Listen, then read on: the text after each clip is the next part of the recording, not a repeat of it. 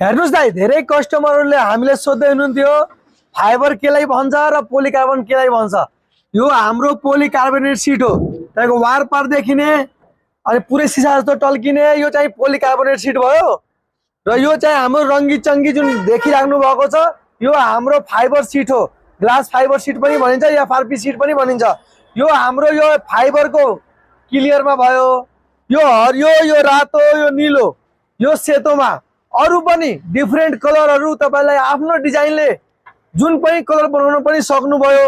र गटर हालेर नहालेर बेन्ड गराएर जसरी पनि तपाईको डिजाइन दिएर बनाउन सक्नुभयो। अर्डरको लागि अहिले नै स्क्रिनमा दिएको नम्बरमा व्हाट्सएप गर्नुहोस्।